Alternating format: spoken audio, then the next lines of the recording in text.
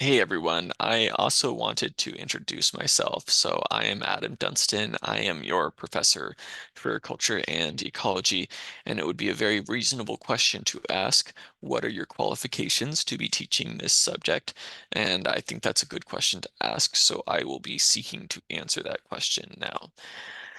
I am a cultural anthropologist with specialization in environmental knowledge systems, particularly related to um, land, as well as more recently to salmon, and particularly in relation to indigenous groups, although I've also done research with Latter-day Saint environmental experience as well. And I've been working in the field of environmental anthropology for about 15 years, and it's been the a main focus of my research. It's really sort of religion and environment are kind of two of my main foci, although I also do a lot with like language. And so that's a little bit about sort of an overarching view. If you're curious about the kinds of research that I've done, this is not to kind of promote my research. That's not at all what I'm trying to do here. I don't get like paid if you click on a study that I did 5 years ago, and you'll be one of the three people that have read it. Just kidding. But anyways, I wanted to show you some of my publications just to give you a sense of like I am somebody who actively does research on environmental issues. You're not just hearing somebody sort of that's getting it all from a textbook or something. This is like very practical stuff for me. And actually, before I did environmental anthropology, I was sort of starting on a path of environmental science, and that's what my first degree was in. And where I first started doing lab work was in a soil science laboratory. So I think I'm well versed in these topics. I think I bring an interesting perspective. I hope you find it interesting. In terms of research, for example, I've done work. A lot of my work was with, a lot of my earlier work was with the Dene or Navajo people, Navajo Nation, as well as with border communities where there were Navajo people, but also people from a lot of other cultural backgrounds, including a lot of people from sort of anarchist backgrounds as well as environmentalist backgrounds, and looking at those environmental alliances. So you'll see a bunch of papers related to that, especially around an issue with the sacred mountain that was um, there was a ski resort that was expanding, and so there's kind of goes a lot of different directions. I've done work with climate change, discourse, how indigenous knowledge and scientific knowledge blends together in interesting ways to challenge dominant views.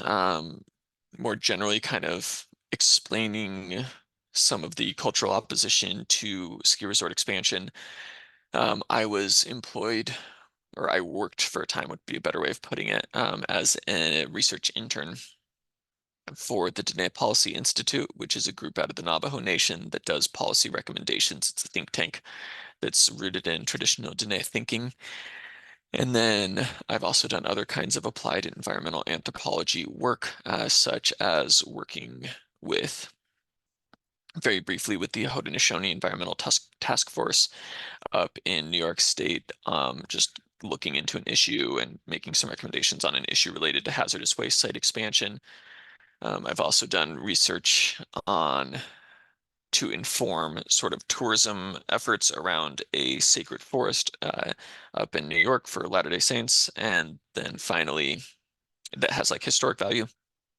And then more recently, I'm working with the Kanaitsi Indian tribe on a multi-year NSF-funded project where we're looking at, among other things, histories of salmon from both a genetic and cultural perspective, as well as people's sort of lived experience with salmon today and their cultural significance both now and in the past. So I think it's an interesting project, although I don't talk about it a lot in the videos, partly because these videos, most of them were produced a few years ago, when I had first taught the course, but also because that project is still very much ongoing, and so the dissemination of the results hasn't really happened yet.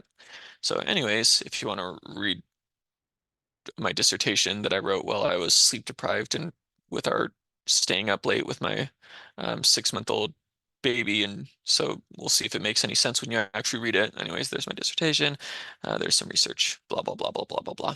Okay, anything else I want you to know about me? I just really like teaching. So if there's anything that could be better about this course, please let me know. As much as I've talked about my research and my kind of like consulting side of my life, I really got into professoring first and foremost because I just love teaching. There's something really, really, really special about getting to discuss ideas with people and helping craft ideas and helping people to learn new ideas and new ways of seeing the world and also to discover in themselves how much they already know and their own interesting insights. So hopefully this course helps you with that. And if there's ever anything I can do better, I want to know. Best way to get a hold of me is email, adunston@alaska.edu. If you ever want to write me just to say hi and introduce yourself, I'd really, really like that. It's good to get to know you on more of a personal level. And that's also part of what you do the first week. And I'm looking forward to reading those. Okay, thank you.